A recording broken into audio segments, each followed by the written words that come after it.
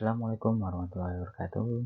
Selamat datang Mas dan Mbak sekalian di mata kuliah pengukuran parameter penduduk dan sosial ekonomi. Ya, untuk pertemuan pertama, mari kita mulai perkuliahan pada hari ini dengan membaca basmalah bersama-sama. Bismillahirrahmanirrahim. Oke, selanjutnya saya akan memperkenalkan diri saya. Oke. Ini nama saya Muhammad Iqbal Taufikur Rahman Sunaria, SSI MSc ORP. Saya SD sampai SMA di Lampung. Kemudian saya lanjutkan S1 dan S2 di UGM. S1 saya di Geografi dan Ilmu Lingkungan. Kemudian dilanjutkan di S2 di Ilmu Lingkungan dan Magister Perencanaan Kota dan Daerah. Untuk kalian saya memiliki kalian di perencanaan wilayah, analisis lingkungan, dan klimatologi khususnya untuk kebakaran lahan. Itu email saya dan nomor HP saya. Silakan apabila Mas dan Mbak sekalian mau untuk bertanya ataupun berdiskusi melalui WA atau email. Oke, selanjutnya kita akan membahas mengenai kontak belajar. Ya, ini ada dua kontak belajar. Kontak belajar karena kita memungkinkan untuk kuliah tatap muka langsung di kampus. Jadi ada dua kontak belajar. Yang pertama, nanti kalau kita sudah bertemu di kelas, maka maksimal telat ada hanya 15 menit setelah saya hadir di kelas. Kemudian dosen apabila saya telat 30 menit tanpa memberi kabar ke ketua kelas, maka kalian silakan mengisi presensi dan meninggalkan kelas. Oke, namun untuk kuliah baik online ataupun offline, kalian saya harapkan melakukan kuliah secara mandiri, secara mandiri, proaktif, penuh kesadaran, dan saling menghargai. Oke. Kemudian untuk tugas dikumpulkan tepat waktu. Kalau terlambat nilai dikurangi ya 2-5 poin tiap hari keterlambatan. Kemudian penilaian akan dilakukan secara objektif. Oke. Saya tidak melihat siapa saudara, dari mana asalnya, apa sukunya, ataupun siapa orang tua saudara, tapi saya akan melihat secara objektif. Yang mengerjakan tugas, yang mengerjakan UTS, UAS, ataupun melaksanakan perkuliahan dengan baik, itu akan saya berikan nilai yang lebih baik dibandingkan yang tidak berupaya optimal.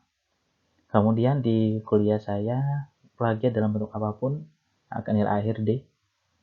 Jadi walaupun ini nanti kuliahnya setelah UTS diajar oleh Pak Pri, nah jika ketika dengan saya ada yang melakukan plagiat, maka nilainya akan saya berikan 0, sehingga di akhir pastinya kalian akan hanya mendapatkan nilai akhir D. Bahkan bisa nilai akhirnya E apabila kalian dengan Pak Priyono pun tidak optimal.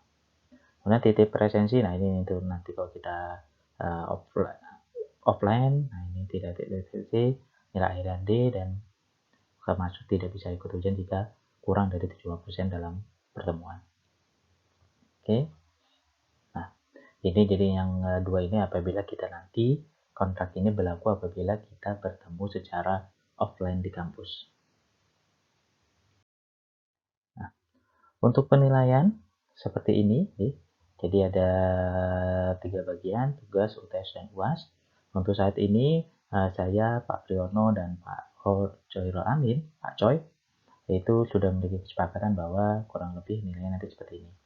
Jadi di sebelum UTS, Mas dan Mbak sekalian akan mengerjakan beberapa tugas, ya, tugas-tugas mingguan yang untuk memperkuat kemampuan kalian dalam pengukuran parameter penduduk dan sosial ekonomi. Kemudian nanti ada UTS. Setelah UTS, nah hasil tugas kalian itu akan dibahas dan elaborasi lebih jauh oleh Pak Priyono, ya, sebagai dosen yang mengajar semua kelas. Jadi kurang lebih seperti ini. Jadi terlihat ya. Jadi kalau di UTS 35%, ya nanti tugas dari saya berarti 10-15%, jadi saya 50%, Pak Priyono 50%. Jika dari saya 0 berarti kalian hanya maksimal mendapatkan nilai C. Ya, lihat ya. Maksimal mendapatkan nilai C. Jika kalian, itu pun kalau dengan Pak Priyono optimal nilainya. UASnya betul semua, tugasnya betul semua, jadi nilai kalian 50. Berarti kalian dapat C. Tapi jika tidak, ya kalian akan mendapatkan D. Jadi seperti tadi, jangan melakukan plagiat di kuliah saya. Kerjakan berdasarkan kemampuan kalian masing-masing. Nah, Di sini ada beberapa capaian mata kuliah dari pengukuran parameter penduduk yang sosek. Pertama, kalian memahami ruang lingkup dan konsep parameter sosial ekonomi kependudukan, objek sumber data dan metode pengukurannya, dan mampu melakukan pengukuran parameter dan juga menganalisis. Nah, jadi nanti di sebelum UTS kalian akan di 1, 2, 3 ini yang dipelajari. Saya lanjutkan. Nah, jadi kita akan sedikit menjelaskan apa itu pengertian dari pengukuran parameter sosial ekonomi. Pengukuran adalah penentuan besaran dimensi atau kapasitas biaya terhadap suatu standar atau satuan ukur. Jadi kita mengukur, sehingga ketika bicara ukur maka akan ada nilai. Nah, jadi setiap ukur itu harus ada nilainya. Jadi berarti sesuai dengan kata, berarti nilainya adalah berupa, kalau bisa ukur maka bicara kuantitatif. Jadi angka harus ada angkanya. Sedangkan penduduk adalah, nah ini ada penduduk adalah semua orang yang berdomisili di Indonesia selama 6 bulan atau lebih, atau mereka yang baru tinggal di Indonesia kurang dari 6 bulan tapi tujuannya untuk menetap untuk menjadi warga negara Indonesia. Ini penduduk. Okay. Kemudian sosial adalah segala sesuatu yang berkenaan dengan masyarakat yang lahir, tumbuh, berkembang, dan kehidupan bersama. Sehingga di dalam ada struktur sosial, proses sosial, dan interaksi sosial. Sehingga segala sesuatu yang berkaitan dengan interaksi antar individu di dalam masyarakat. Itulah sosial. Sehingga di dalamnya nanti kita bisa melihat adanya budaya di dalamnya, kita bisa melihat proses sosialnya, ada perpindahannya, kita bisa melihat interaksinya berupa perubahan status, pekerjaan, ataupun yang lainnya, termasuk kesehatan. Oke. Kemudian sedangkan ekonomi adalah hal-hal yang berkaitan dengan upaya masyarakat dalam pembangunan kebutuhan hidupnya. Nantinya pada akhirnya akan bicara tentang mengenai pekerjaan, pendapatan, penghasilan, dan pengeluaran dari setiap masyarakat. Nah, dari kondisi itu, sehingga pengukuran parameter penduduk dan sosek itu berkaitan dengan kuantitatif.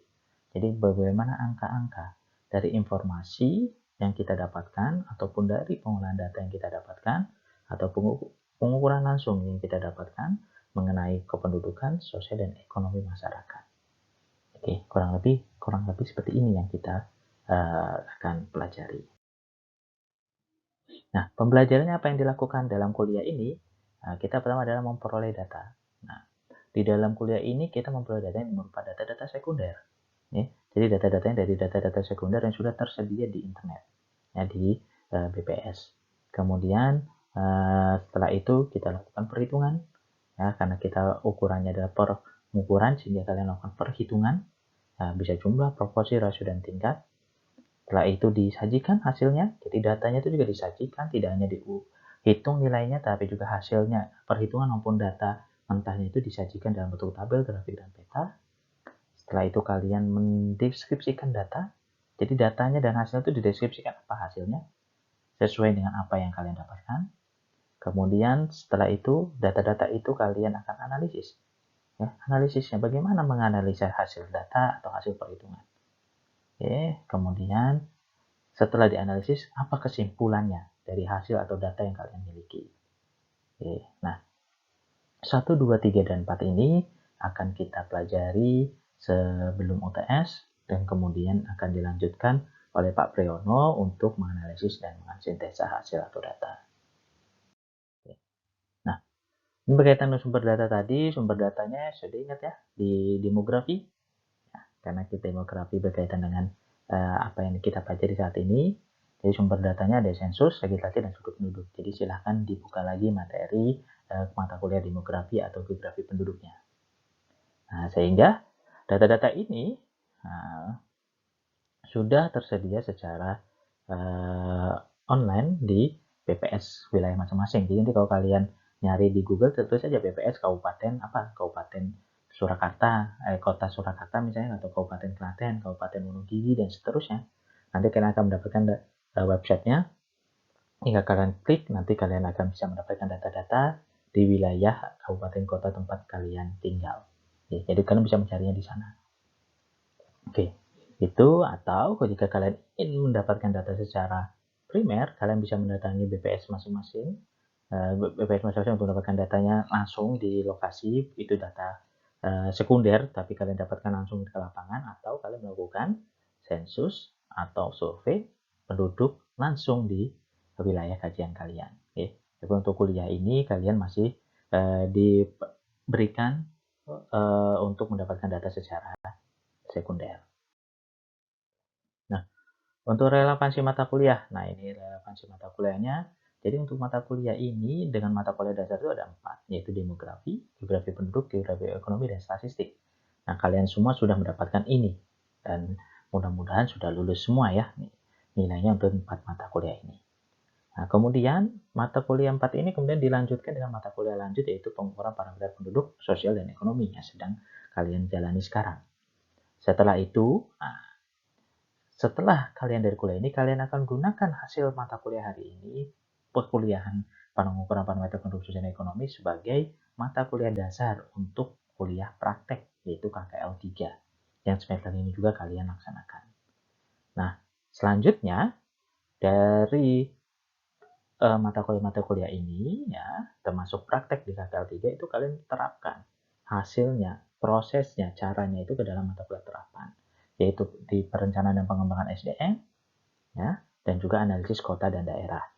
Itu untuk mata kuliahnya. Atau jika di antara kalian ada yang mau menggunakan atau berfokus pada bidang sosial ataupun ekonomi, kalian bisa menjadikan dasar itu sebagai skripsi kalian, ya, untuk mengerjakan skripsi kalian. Oke, kurang lebih seperti ini. Itu saja yang bisa saya sampaikan, Mas dan Mbak sekalian. Kurang lebihnya saya mohon maaf, saya akhiri. Apabila ada pertanyaan, silakan ditanyakan di forum diskusi di kelas masing-masing, ya, sehingga kalau ada pertanyaan nanti bisa saya jawab di sana. Silakan kerjakan seoptimal mungkin, sebaik mungkin perkuliahannya untuk mendapatkan ilmu-ilmu yang bermanfaat untuk selama kalian kuliah minimal, dan juga mungkin nanti bisa digunakan ketika kalian bekerja. Itu saja yang bisa saya sampaikan. Kurang lebihnya saya mohon maaf, saya akhiri. Wassalamualaikum warahmatullahi wabarakatuh.